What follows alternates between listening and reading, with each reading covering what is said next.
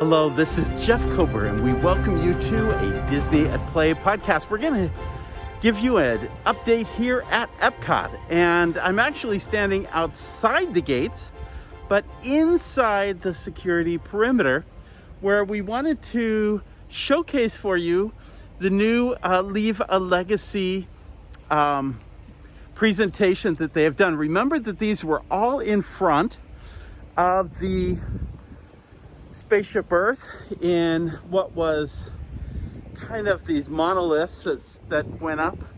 I'm going to turn this around. Here we go. This is actually quite extensive in its execution.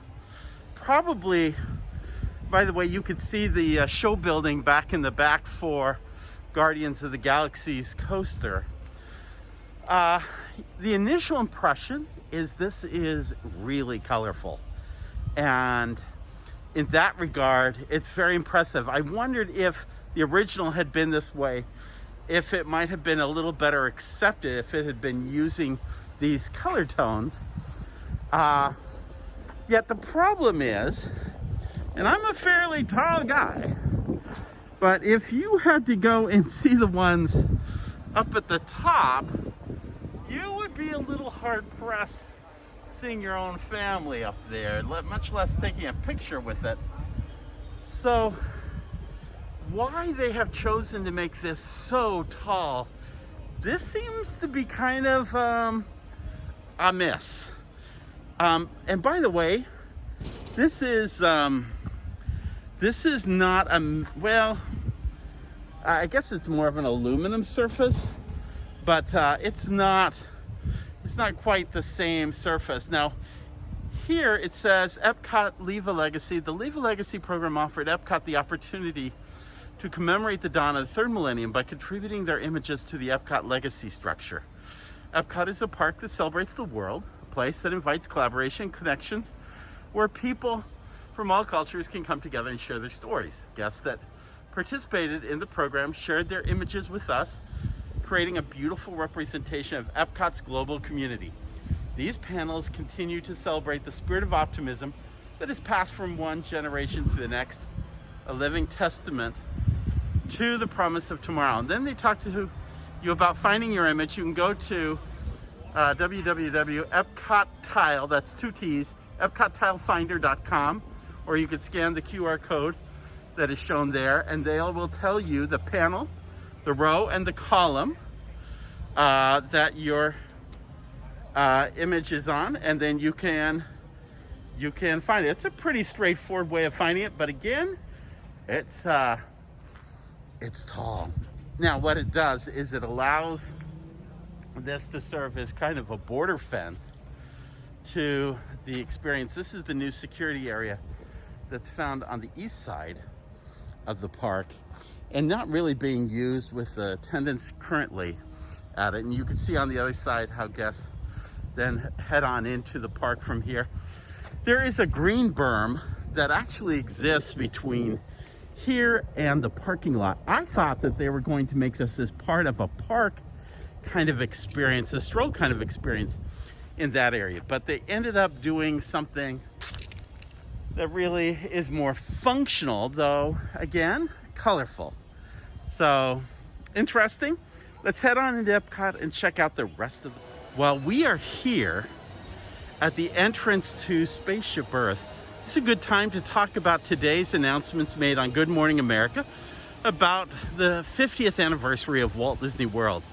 They've noted, finally, they've confirmed that it will begin on October 1st, 2021, on the actual day, and it will continue for 18 months. You'll say, wait a minute, I thought it was going to start all along, but no, sometimes they start these anniversary celebrations earlier.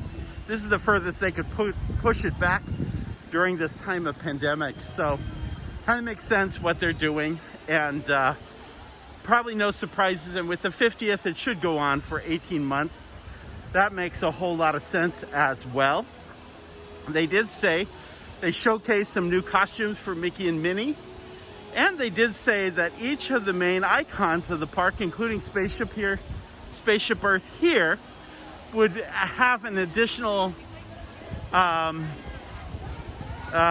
what they called illuminescence added to the icons of the park, which would be the tree in Disney's Animal Kingdom, Hollywood Tower Hotel at Disney's Hollywood Studios, in my opinion, a really bad choice. And then, of course, the castle as well as Spaceship Earth here. In fact, the castle is going to receive additional finials and decor in addition to the paint job that it has received already. So know that there is more to come in terms of that. So other than that, not a lot of other things that were presented in terms of what offerings you were going to have or what new attractions would come on board, when Ratatouille would start. None of those things were really showcased in the announcement. So in my view, the announcement was really pretty sparse. But continuing our coverage of all things construction-wise, you'll see electric umbrella. There seems to be some new frame supports being put in the front of that, and seems to be showcasing a more open look. Certainly, if you can see in the background what is MouseGear's, there is new plated glass back there, and that definitely showcases a much more a greater view from the looking in and looking out of that retail space. So it seems like it will have a more open look when it's completed. Let's continue on to Guardians of the Galaxy. Here we could showcase continued construction and closing Guardians of the Galaxy and addressing the roof with its photovoltaic cells. So that continues to progress, although in the ABC Good Morning America announcement there was really no direct discussion. It has been discussed that it would be coming out in sometime the next year, but again, not a lot of official announcements coming out about new attractions. For instance, there has been little, if anything, said. I'm going to do some research on the Play Disney location.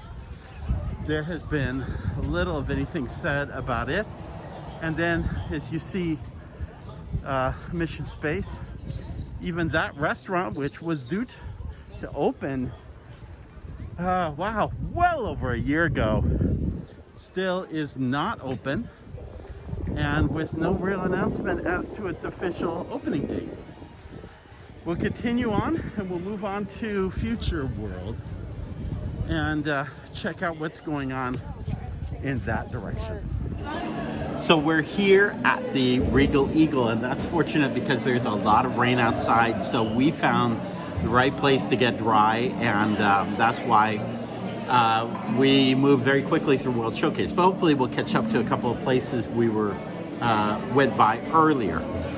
What we wanted to say is that I ordered the chicken, which was $11.99 half chicken, and I thought when this first opened that there were two sides you ordered. So I was a little surprised there was only one side for $11.99. The good news is even though Texas Toast was a side, fortunately I didn't order it because Texas Toast comes with it no matter what side you ordered. So I did the mac and cheese, that was great. I should also mention a couple other things. You recall that adjacent to this restaurant, there were a set of restrooms. They were the original restrooms for the American Adventure. They built out a whole new fleet of them on the other side of the pavilion. What happened to the old ones? They've actually been renovated into companion restrooms. So great place to come take care, get washed up, take care of a little one if you need to, or someone who needs more space than traditionally is found in most restroom cubicles. So that was one thing. The other thing is you also on the mobile ordering order your sauce, but know that you can ask for more sauces when you get to picking up your dish, or you can come back and order more. So that's also the really good news in all of this. Now for the better half of my meal, I've got Madison here. And Madison, you decided you would order the children's meal. And because you are la petite girl. And I suppose you ordered the ribs. That was an $8.99, I believe. But you were confused, and this is something that I find a lot of people are confused with. You ordered, what did you order as the sides? For sides, I ordered the watermelon and the coleslaw. I didn't exactly order the coleslaw because I liked it. I just did because it was a secondary side. So it was either that or pickles, and I wasn't a big fan of either of those. But in the bottom, it actually said, I think additional sides or something. Additional sides. Additional selections. Like 4 additional selections. Which is where you get to the good stuff, like the mac and cheese, and the onion rings, the baked beans, the French fries. And so if you don't look, you got to check it out, because often there are better options, but they don't really promote those better options. And that happens with both choices. In the case of the kids' meal, you do get 2 choices. You don't get Texas toast with your choice, but you do get 2 choices. So, so in the end, you ended up... I ended up ordering macaroni and cheese. As an extra. As an extra. Because you really didn't like the coleslaw. And the ribs didn't, even when I'm so la petite, the ribs really didn't fill me up. There was 2 pieces of ribs. Yeah, it just didn't do enough for you. I will say the coleslaw is a beautiful example of what school food looks like in the cafeteria. It really had but if you add barbecue sauce to it, actually it gets much better. So anyway, this has been our experience. We're gonna go get washed up, and then we're gonna continue our way around World Showcase, hopefully without too much rain as part of it. The American Heritage Gallery is still doing a showcase of Native Americans, but they have added on the opposite side a little presentation on the soul of jazz and American adventure, and it's tied into the recent Pixar film on music. Ray Gardner, Joe's father, says, "Black improvisational music, it's one of our great contributions to American culture." They focus on how it shows up Los Angeles, Chicago, New York, New Orleans, and even San Juan. And they go through different presentations of how this music has really embedded itself in the culture of these cities. There's also a few exhibits here showcasing some instruments and band pieces that were played by musicians. Here's one on San Juan called the Spanish Tinge. And then, of course, New Orleans, the birthplace of jazz. And then finally, Los Angeles, which is all about modern jazz. And it's interesting because you see several of them. So Joe is representing New York City, and then other members of the band are represented as coming from these different cities and bringing these different influences to jazz. So we look at Beyonce and Thundercat and Lady Gaga as examples of jazz in general, showing up in the Los Angeles area. And then we have here trumpet associated with Louis Armstrong. Very cool. So it's a fairly modest presentation, but very appropriate for this month, which it's just nice to have this here in the American Adventure, and it's a great place to just check out while you're waiting for the attraction to begin.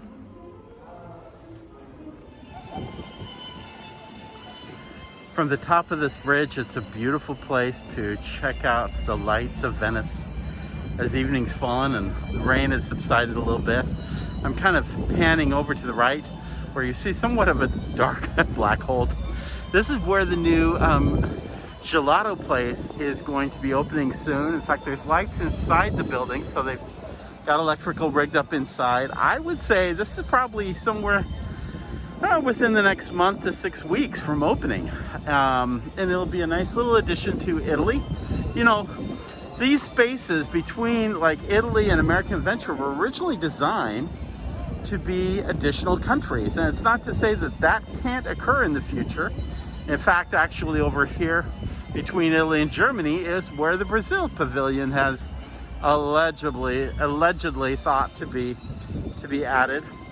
That was never officially announced, and many of the attractions that were officially announced have been largely postponed. What I find really surprising about this is that Disney keeps moving forward on these smaller projects. It's not like they don't have budget. They have the monies to do these projects, even though they've stopped on things like Tron or completely halted on things like Mary Poppins.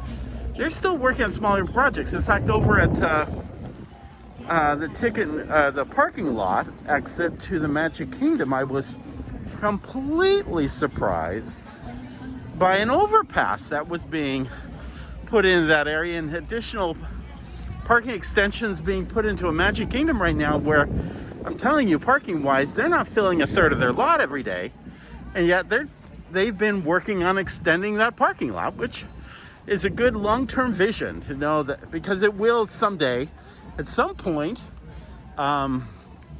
extend. But try to gather a little bit more of this pavilion. It's pretty hard to see into the evening. So I think what's happening is these larger projects, specifically, I'm talking Tron, I think they have been halted simply because there's no use opening up an attraction when you don't have a market to fill it with. And until we get beyond this pandemic, there's just no use to opening up these attractions yet. I think that's why Ratatouille has been halted, because that attraction's ready to go.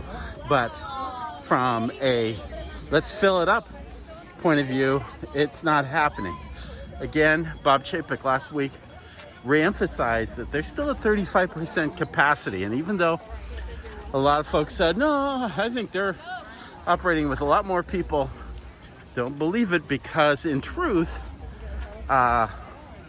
these parks are not filling right now. We're so just watching you live. Yeah, we are. Well, no, we're not doing live, but we are recording for a future podcast. So any thoughts, comments? Well, it's a little overwhelming with the amount of wait time sometimes. It is? Yeah. Now, where are you visiting from? Philadelphia. You're visiting from Philadelphia. So, yeah, I noticed particularly today's wait times seem to be a lot stronger. Yes. And they seem stronger over the weekends. Yes, correct. So, that's the bummer part of it. Last week I was here like Wednesday, Thursday, and it was dead in Magic Kingdom. So it just depends on timing. Yeah, because yesterday we were at Magic Kingdom and it was long wait. Was there long waits there? Yeah, and capacity-wise, a lot of things just aren't even operating right now. That's what's helping to create the long waits, plus the fact that they're social distancing ride vehicles and so forth. So it really adds to all that problem. Thanks for So, reporting. hey, no. Keep us up to date on Hey, everything. you be safe while you're here. Thank you. Okay, and be safe going back. I'm sure you're glad to be here and not in the snows of Well, Philadelphia. that's right. My husband's home with the snow. All right, we heard it from the folks in Pennsylvania.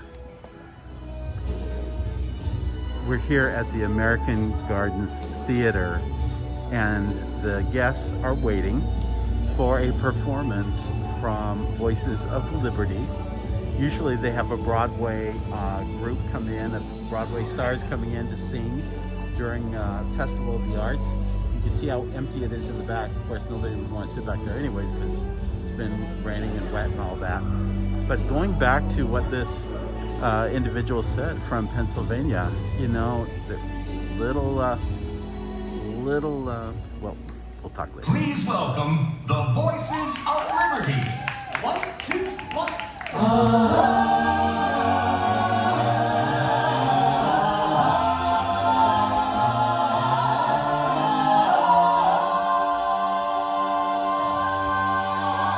Hello, everyone. Please join us as we step into the Disney Songbook.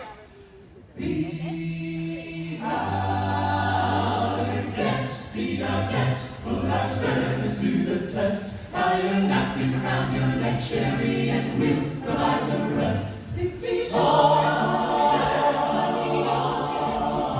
Try the great stuff, it's delicious. Don't believe me? Ask the dishes. They can sing, they can dance. After all, this is. Okay. We just concluded Voices of Liberty, and that was such a great performance. It was just beautiful music, and the visuals they had done on the background with drawn animated characters, so clever. You know, again, it's usually Broadway stars, but man, they just made that work. Despite all the limitations they had, they really made that work, and it was really enjoyable. And I'll include probably another song, and then I'll probably include a link and put the whole show out there on our YouTube page, because it is worth watching and listening to.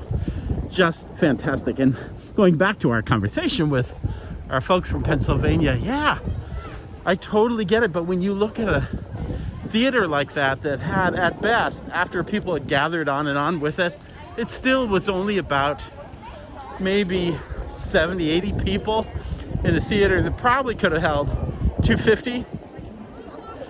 Just that's the challenge with the park is, yeah, definitely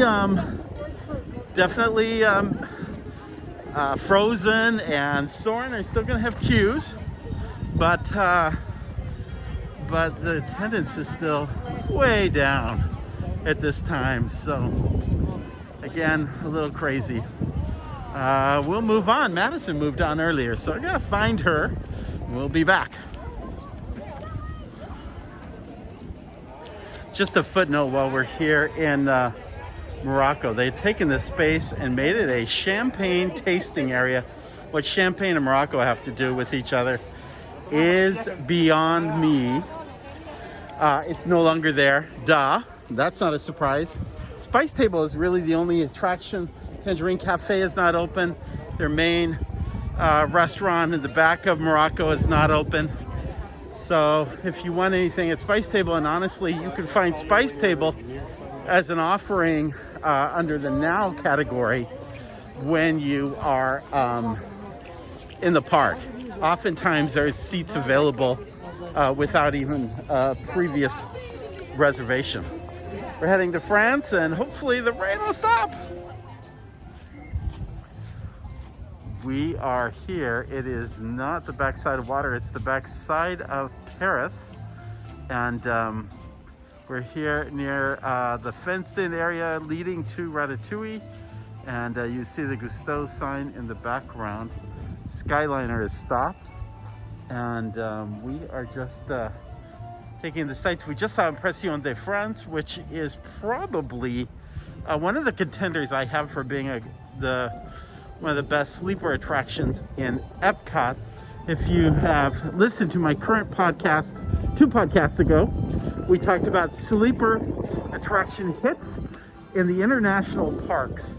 And we're going to cover Disneyland and Walt Disney World in the days to come. But if you haven't heard that particular podcast, check it out. You'll understand what a sleeper hit is, and give some examples of it. Attractions you probably have never heard of, but are actually really, really good. And it's the rain has stopped, and it's a little bit chillier this evening, but nothing compared to what folks are dealing with elsewhere in the United States. So we're lucky to have what we have.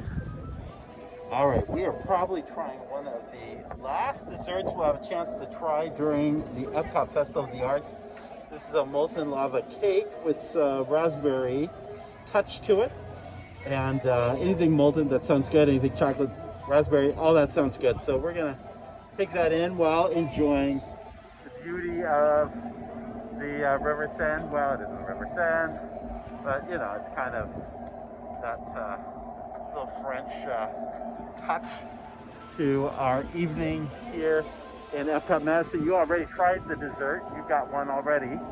Your thoughts on the dessert? One bite, and you are going to have Cinderella's "This Is Love" song in your head because it tastes so good. This is love. This is love. Okay, very good. Well, when in France, eat cake. All right. Bon appetit. So here's the truth of that molten cake. After I turned off the recorder, Madison confessed there wasn't a lot of molten to the cake, and she was right. It's a little disappointing, and honestly, I wish I had done the, for lack of a better term, it's an almond parmesan. It's the Partridge Family cake, the one that has all the different colored squares. Kind of that's kind of my signature treat during the Epcot Arts Festival, and which is again winding down right now, but preparations are already very much underway for the Flower and Garden Festival, which will open very shortly, and we'll cover that the opening weekend. We can get over here and manage that schedule. So meanwhile, we'll keep moving on to World Showcase.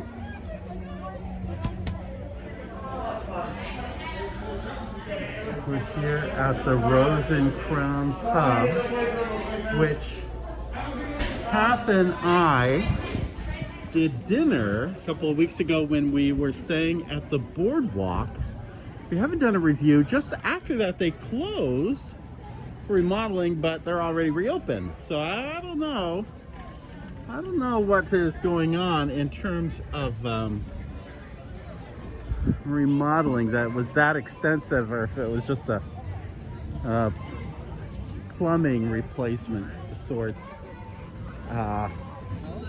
So at some point, Kath and I need to do a review of Rosen Crown, which